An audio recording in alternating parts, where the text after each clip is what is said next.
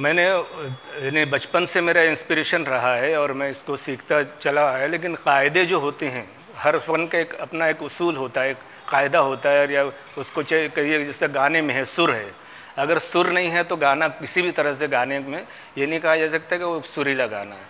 اسی طرح خطاطی ہے، جب تک آپ اس کے قوانین اور قاعدوں کے ساتھ اسے نہیں لکھیں گے تب تک وہ صحیح معنوں میں خطاطی یا کتابت نہیں کہی جاتی۔ اردو جو زبان ہے اس کا خط جو نستعلیق ہے، اگر ہم اسی کو باقی نہیں رکھیں گے تو ظاہر سی بات ہے کہ کل زبان کے تعارف کرنے میں مشکل ہو جائے گا کہ یہ کون سی زبان ہے۔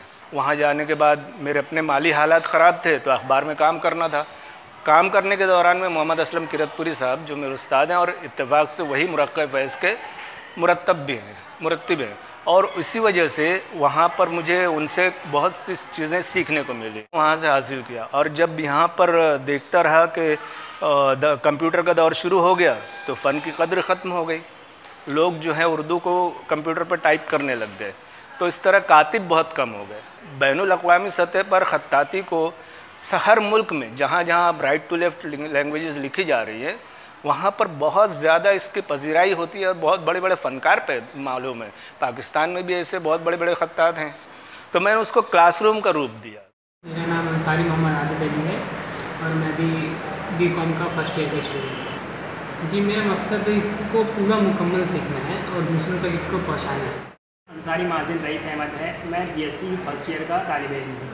یہ ایک اندر سے خواہش تھی میری کہ میں بچپن سے ہی اس کی طرف راغب ہوا، تو جب میں بچپن میں دیکھتا تھا بہت سارے پینٹرز بورڈ وغیرہ لکھتے تھے، میری بھی خواہش تھی کہ میں بھی ایسا لکھوں، لیکن مجھے صحیح رہنمائی نہیں مل پائی، اس کی وجہ سے میں نہیں سیکھ پایا۔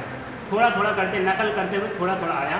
اب جب میں ڈاکٹر ریحان انصاری صاحب کے سے متعارف ہوا تو میں ادھر آنے لگا اور اس فن کو سیکھنے کی کوشش کرنے لگا۔